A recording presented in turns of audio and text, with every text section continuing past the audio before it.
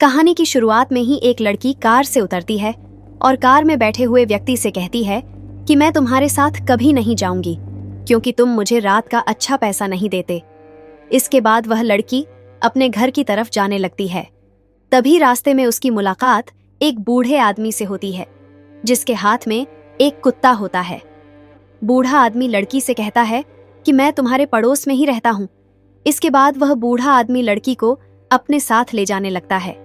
रास्ते में जाते हुए अचानक बूढ़े आदमी की तबीयत बिगड़ने लगती है और वह नीचे गिर जाता है।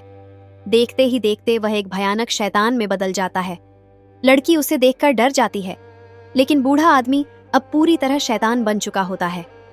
वह लड़की को घायल कर देता है और उसे सड़क पर डालकर चला जाता है। तभी एक आदमी वहां से गुजरता है और लड़की की हालत देखकर उसे बचाने की बजाय डर कर वहां से भाग जाता है। इसके बाद अगले सीन में हम हॉस्पिटल देखते हैं जहां मीना नाम की एक डॉक्टर उस केस को हैंडल कर रही होती है और उसके साथ एक पुलिस वाला भी होता है। पुलिस वाले का नाम रोहित होता है और वह मीना से कहता है कि इस लड़की का हाल ऐसा किसने किया होगा। डॉक्टर और रोहित घायल लड़की से कुछ पूछने की कोशिश करते हैं, लेकिन लड़की डर के कारण कुछ भी ठीक से नहीं बता पाती और हर बार बेहोश हो जाती है। डॉक्टर रोहित को बताती है कि ऐसा इसके साथ कई बार हो चुका है। इसके बाद डॉक्टर रोहित को अपने साथ ले जाती है और उसे लड़की की हार्ट बीट दिखाती है। डॉक्टर बताती है कि इस लड़की की हार्ट बीट भी बहुत अजीब तरीके से चल रही है। यह सुनकर रोहित सच में घबरा जाता है। इसके बाद हम एक और लड़की को देखते हैं जो अपना फोटोशूट करवा रही होती है। फोटोशूट खत्म होने के बाद उसके दोस्त उसे अपने साथ बाहर चलने के लिए कहते हैं, लेकिन लड़की मना कर देती है और कहती है कि मैं कपड़े बदलने के बाद आऊंगी। लड़की जैसे ही कपड़े बदल रही होती है तभी अचानक फोटोग्राफर वहां आ जाता है और उसे नग्न अवस्था में देख लेता है। लड़की यह देखकर शर्माने लगती है। तभी अचानक फोटोग्राफर को हार्ट अटैक पड़ने लगता है और वह नीचे गिर जाता है। लड़की यह देखकर घबरा जाती है और उसे बचाने की कोशिश करती है, लेकिन फोटोग्राफर का सीना अजीब तरह से ऊपर नीचे होने लगता है।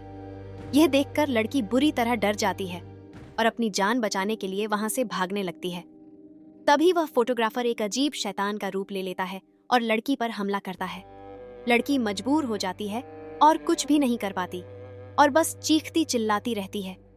इसके बाद डॉक्टर मीना अपनी एक दोस्त से मिलती है और उसे बताती है कि इस शहर में कुछ अजीबोगरीब हादसे हो रहे हैं और ये हादसे हमेशा कुंवारी लड़कियों के साथ ही हो रहे हैं, इसलिए तुम्हें बहुत संभल कर रहना चाहिए। इसके बाद वही दूसरी लड़की भी अस्पताल में भर्ती होती है और मीना और रोहित उसके केस पर बात करते हैं।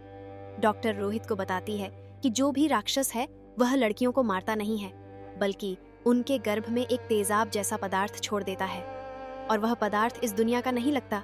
इसके बाद हम एक और औरत को देखते हैं जो एक गुफा में बैठी होती है और शक्ल से वह बिल्कुल बेकार हालत में लग रही होती है।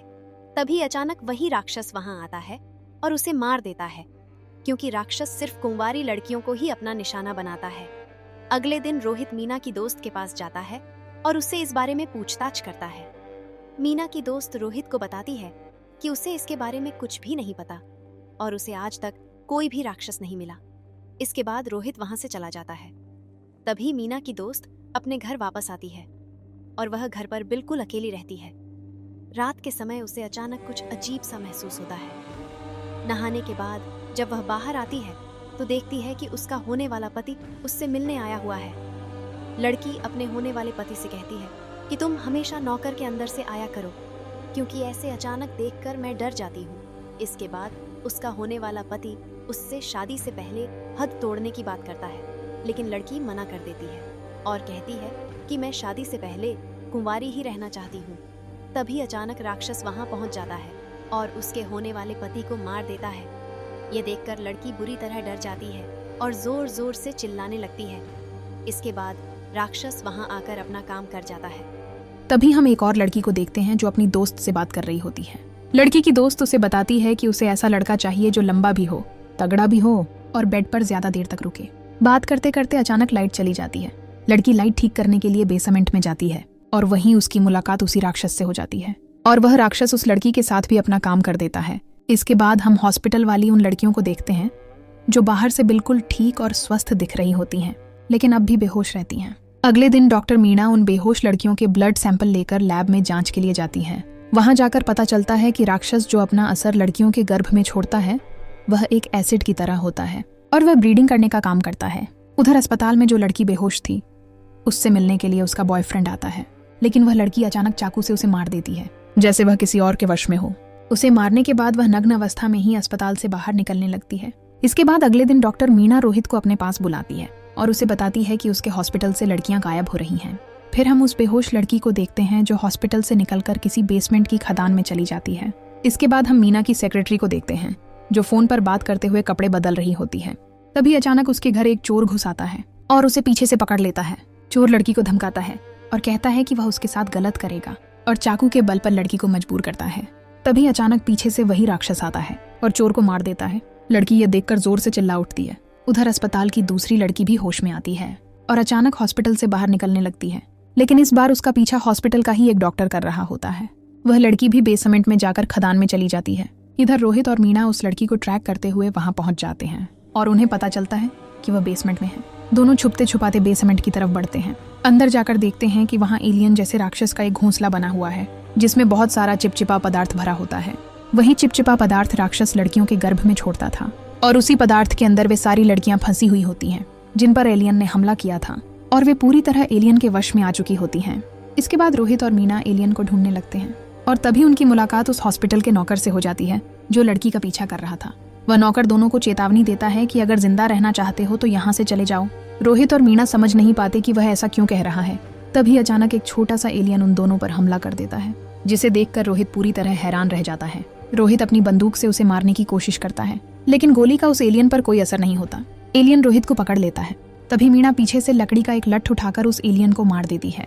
इसके बाद अचानक हॉस्पिटल के नौकर की हालत बिगड़ने लगती है और वह धीरे धीरे एलियन में बदलने लगता है। उसका शरीर फट जाता है और उसके अंदर से असली एलियन बाहर आ जाता है। मौका देखकर रोहित उस पर तेल डालकर आग लगा देता है। एलियन जलने लगता है।